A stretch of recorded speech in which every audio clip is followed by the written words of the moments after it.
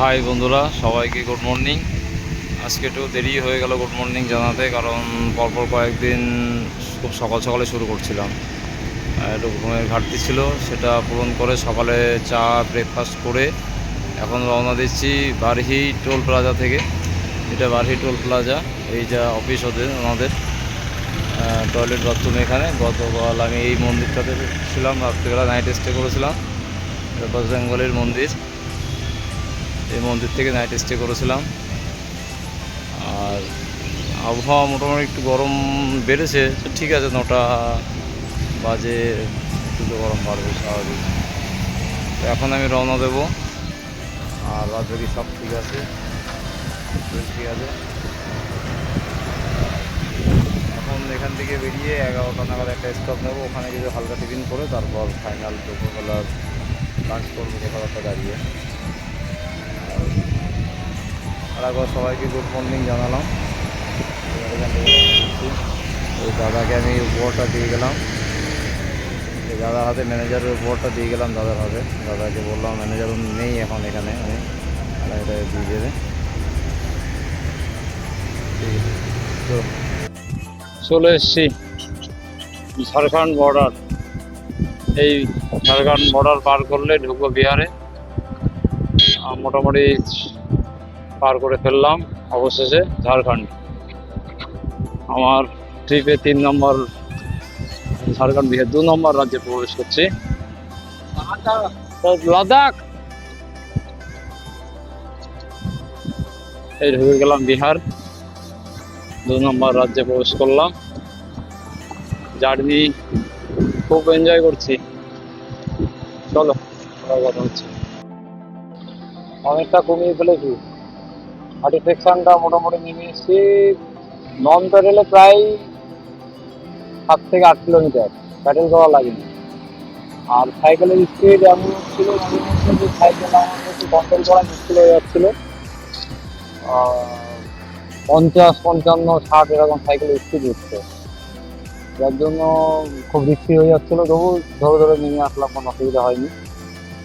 ঘাট সেকশন প্রায় শেষ, এবার খাওয়া দাওয়া করবো, করে একটু রেস্ট নিতে হবে। খুব এনজয় করলাম ঘাট সেকশনটাকে, যতটা কষ্ট করে এসেছি ঝাড়খণ্ড আমাকে যতটা কষ্ট দিয়েছে, এই ঘাটটায় মনে হয় সব কষ্ট আমার মুকুব। ঝাড়খণ্ড খুব লাস্টের দিকে খুব আমাকে সাপোর্ট করলো, মানুষও খুব সাপোর্ট করেছে। চলো আমার সামনে দেখা হচ্ছে।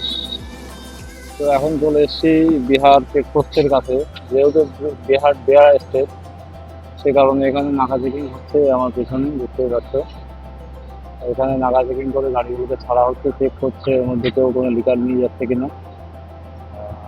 আর এই একটা চেকপোস্ট, বড় গাড়ির জন্য একটা চেকপোস্ট। চলে এসেছি বিহার অনেকটা। এখানে শেরগাড়ি আর আছে 15 কিলোমিটার মতো, শেরগাড়ি রাস্তা রাস্তা থাকার ইচ্ছা আছে। এখন দেখা যাক যদি আরো এগিয়ে যেতে পারি। চলো। আর মোটামুটি পড়ন্ত সূর্য এখন ঠিকঠাক চালাতে পারছে, অসুবিধা নেই রাস্তায়। যে আর এই যে পিছনে বিহার পুলিশের চেকপোস্ট। হাই বন্ধুরা, এই দাদারা এখন আমাকে দাঁড় করালো এখানে, যেটা এখানকার বিখ্যাত ক্ষীরমোহন খাওয়াবার জন্য। ঠিক আছে, আমি এনাদেরকে সবকিছু বললাম আমার যে ব্যাপারে যাত্রা। ये दादा हमारे कलकत्ता से हैं, जो लोगों को संदेश दे रहे हैं कि पेड़ लगाइए और पर्यावरण को हरा भरा बनाइए। ये कलकत्ता से चले हैं, लद्दाख जाएंगे, तो लोगों को संदेश अच्छा दे रहे हैं। और ऐसे लोग होने चाहिए जो अच्छा काम करे अपने देश के प्रति। Thank you. চলো, এই দাদারা গাড়িতে করে যাচ্ছিল, আমাকে অনেক সময় আগে একবার দেখেছিল, দেখে অনেকটা এসে দাঁড়িয়েছিল, দাঁড়িয়ে আমাদেরকে দাঁড় করালো। দাঁড় করিয়ে এই যে এখানকার ক্ষীরমোহন খুব বিখ্যাত, সে ক্ষীরমোহন আমাকে খাওয়ালো এবং আমার যাত্রা সম্বন্ধে পুরোটা শুনলো। আমরা সহযোগিতা করলো কিছু, এবং বললো যে আপনার এই মোটোতে আমরা সঙ্গী হব, আমরাও চেষ্টা করব গাছ লাগাবার এবং জল বাঁচাবার চেষ্টা করব। দাদারা এখন বেরিয়ে যাচ্ছে, আমিও রওনা দেবো। এটা আমার সাইকেলে, যেখানে সাইকেল রেখেছি। এইভাবে মানুষের সঙ্গে সহযোগিতা হচ্ছে। दादा একটা গাছ নিয়ে आपके क्या पेड़ है ये ये है फूल है ये लगाएंगे। ठीक है। मैं साथ में पेड़ रखता लेकिन जगह नहीं है इसलिए मैं पेड़ नहीं रखा। रास्ते में आ रहे थे। हाँ हाँ हाँ हाँ। जो भी हो आप, जो भी हो, जो जिस साइड में पेड़ हो लगा। ঠিক আছে ঠিক আছে। এই যে বিখ্যাত ক্ষীরমোহন, ক্ষীরমোহন আমাকে খাওয়ালো এবং অনেক সময় ধরে গল্প করলো। দাদা ইউপিতে থাকে, ইউপির বাসিন্দা। চলো, আর বাদ বাকি সব ঠিক আছে, ওয়েল অ্যান্ড গুড। এই যে সাইকেল, ठीक है तो चलो भाई, फिर मिलेंगे। Okay okay done. এখন পার হচ্ছি চপারন ঘাটি। ঘাটি এরিয়ার মধ্যে রয়েছি। খুব বেশি ভিডিও করতে পারছি না কারণ একা মানুষ, ফোন সবসময় বের করতে পারছি না।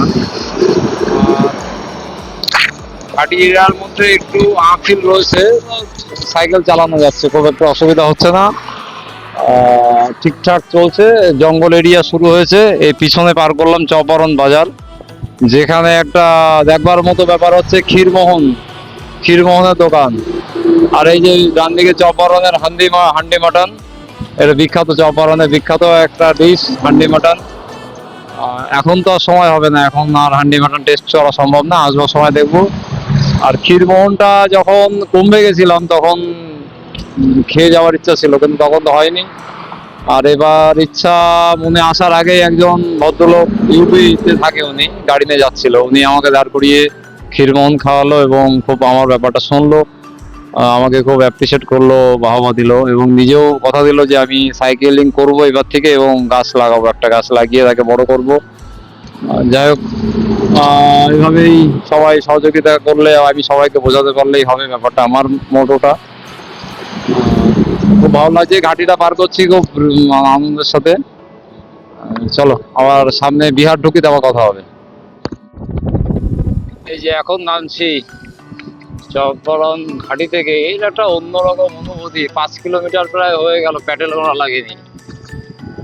এইভাবেই বসেই আছি সাইকেলের উপর, আপনা আপনি ঘাটি থেকে নামছি নিচের দিকে। যদিও আসবার সময় আমাকে আবার এই ঠেলে ঠেলে আসতে হবে, কিন্তু এই জার্নি, এই সময়টাকে খুব এনজয় করছি। ঠিক আছে, রাস্তার সিনিক খুব ভালো, সিনিক বিউটি। গাড়ি পাশ থেকে খুব ঝড়ের গতিতে গাড়ি যাচ্ছে। আমি এই এখন এখান থেকে এই যে নামছি, এখনো কতটা আছে যাই না, তবে যতটাই আছে খুব এনজয় করতে করতে যাচ্ছি। ভিডিও একটু করবো না কারণ খুব ডাউনের মধ্যে যে নামছি, ভাবছিলাম করবো না, কিন্তু না করলেও আর পারলাম না। এটা না দেখালে খুব অন্যায় করা হয়ে যাবে। তো দুরন্ত দুরন্ত দুরন্ত।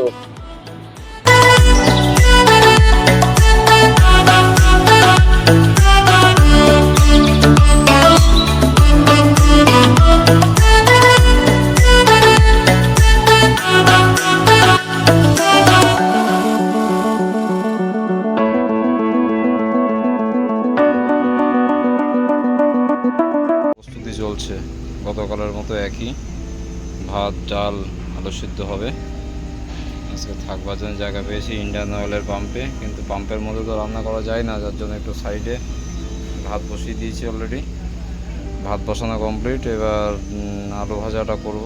আলু ভাজাটা করলে মোটামুটি হয়ে যায়। স্নানটা করে আসবো এই ফাঁকে গিয়ে। চলো, আমি এরপর আর আপডেট কী দিতে পারবো জানি না, যদি না হয় এই পর্যন্তই থাকবে। আবার কালকে সকালে দেখা হবে। আবার এসব গোছানো, সাইকেল লেজে থাকা আছে। চলো, আবার পরে কথা হচ্ছে।